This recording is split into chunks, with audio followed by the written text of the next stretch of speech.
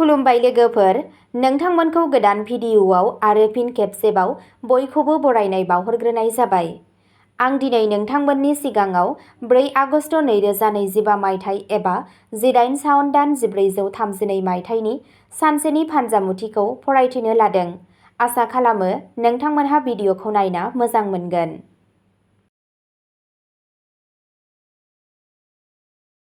मेष राशि, दिनै नोंथाङा मोनसे गोनांथार थिरांथायाव जाफुंसारगोन। नोंथाङा नोंथांनि खामानिनि ओनसोलाव मान मोनगोन।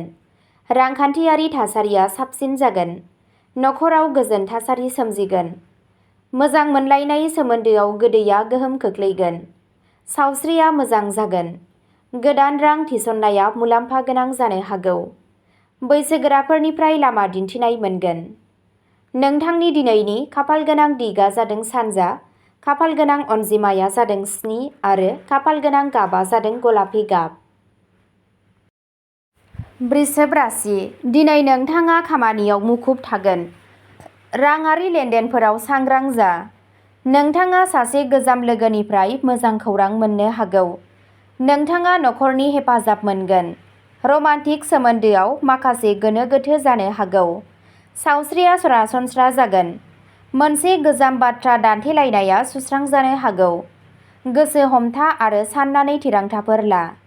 नोंथांनि दिनैनि खाफालगोनां दिगआ जादों सोनाब, खाफालगोनां अनजिमाया जादों 2 आरो खाफालगोनां गाबआ जादों मैनि गाब। मिथुन राशि, दिनै खामानियाव थुलुंगा मोनगोन। फालांगियाव मुलाम्फानि इसारा दं। साख्रियाव मासि जौगानायनि नेरसोनफोर दं। न'आव आरो नखरनि आबहावाया मोजां जागोन। रमान्टिक सोमोन्दोआव गोदै थागोन। सावस्रियाव एसे जौगानाय नुनो मोनगोन। नोंथाङा लोगोफोरनिफ्राय मुलाम्फा जानो हागौ। गावखौनो फोथाय। नोंथांनि दिनैनि खाफालगोनां दिगआ जादों साहा, खाफालगोनां अनजिमाया जादों 5 आरो खाफालगोनां गाबआ जादों अख्रांनि गोथां गाब। कर्क राशि, दिनै खाफाल बांनायनि इसारा होयो। नोंथाङा धोरोमारि हाबाफारिफोराव नांथाबगोन। रांखान्थियारि मुलाम्फाया जाथावना। नखराव गोथार जाथायफोरनि सायाव सावरायनाय जानो हागौ। मोजां मोनलायनाय जिउआव मोनसे गोदान जागायजेननाया जाथावना। सावस्रिया जोबोद मोजां जागोन।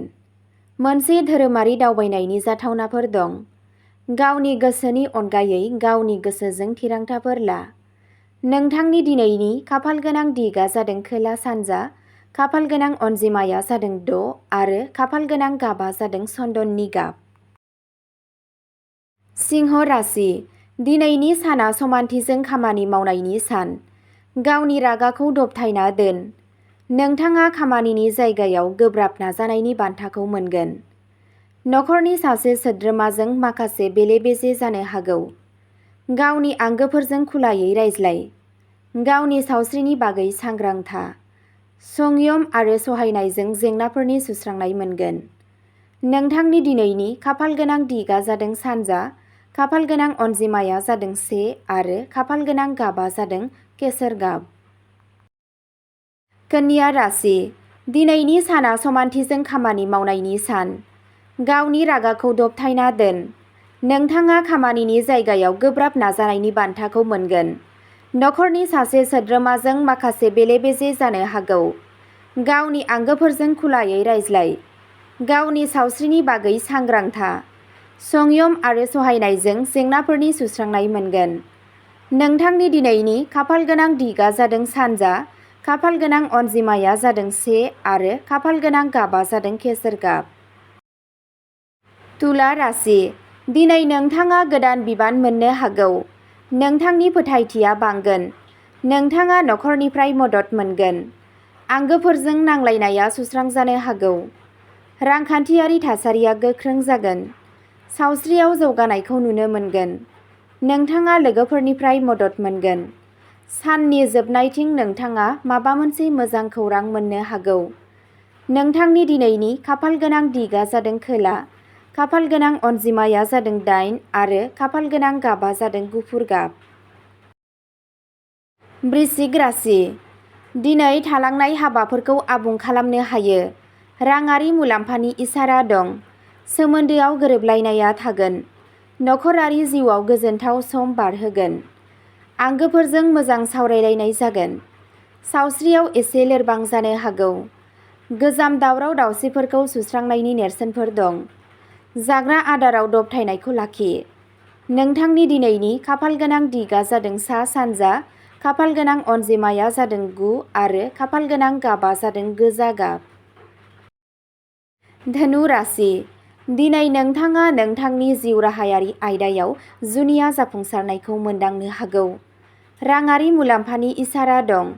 नखराव मोजां खौरां फैनो हागौ। मोजां मोनलायनायनि सोमोन्दोआ गोथौसिन जागोन। नोंथाङा सावस्रियाव जौगानाय मोनगोन। दावबायनायनि खाबु थानो हागौ। बाहागोदारिफोराव मुलाम्फा जागोन। मोनसे गोजाम थांखिखौ आबुं खालामनाया जाथावना।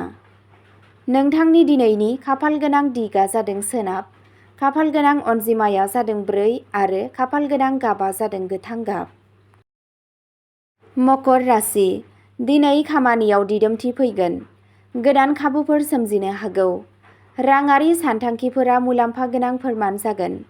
नखरारि जिउआ गोजोनथाव जागोन। मोजां मोनलायनाय सोमोन्दोआव रोखाथि लाबोनांगोन। सावस्रियाव एसे मेंनाय थानो हागौ। अलसियानिफ्राय गोजानाव था आरो समखौ मोजाङै बाहाय। नोंथांनि दिनैनि खाफालगोनां दिगा जादों खोला-सोनाब, खाफालगोनां अनजिमाया जादों 6 आरो खाफालगोनां गाबा जादों मेरुन गाब। कुम्भ राशि। गोदान हाबाफोरखौ जागायजेननो थाखाय दिनैनि साना मोजां सम। नोंथांनि फोथायथिनि फोथाराव नोंथांखौ बाख्नायनाय जागोन। राङारि मुलाम्फानि थाखाय मोजां आसा दं। नखरारि हेफाजाबा सोलिबाय थागोन। रमान्टिक सोमोन्दोआव आंगोथिया बांगोन। सावस्रिया सरासनस्रा थागोन। सिगांनि सोमोन्दोआ मुलाम्फा गोनां जानो हागौ। नोंथांनि दिनैनि खाफालगोनां दिगा जादों सानजा, खाफालगोनां अनजिमाया जादों 2 आरो खाफालगोनां गाबा जादों रेजें गोमो गाब। मीन राशि। दिनैनि साना नोंथांनि थाखाय मोजां जागोन। नोंथाङा नोंथांनि हाबाफोराव जाफुंसार जानो हागोन। राङारि दिदोमथिया साबसिन जागोन। नखराव मोनसे रंजालु आबहावा थागोन। नोंथाङा नोंथांनि आंगोफोरनिफ्राय माखासे मोजां खौरां मोनगोन। सावस्रियाबो मोजां जागोन। नोंथांनि बाथ्राफोरा गुबुनफोरनि सायाव मोजां गोहोम खोख्लैगोन। नोंथांनि दिनैनि खाफालगोनां दिगा जादों साहा, खाफालगोनां अनजिमाया जादों 5 आरो खाफालगोनां गाबा जादों गोथां गाब। अब्ला दिनैनि भिडिअ'आ एसेनोसै। नोंथांमोनहा जुदि सानफ्रोमबो फुंबिलि समाव बेबादिनो फानजामुथि नायनानै मोजां मोनोब्ला चेनेलखौ साबस्क्राइब खालामनानै लादो आरो फानजामुथिखौ नायनानै मोजां मोनदोंब्ला अन्नानै लाइक, शेयार आरो कमेन्टबो खालामनानै होलांब्लानो जाबाय। गोजोन्थों।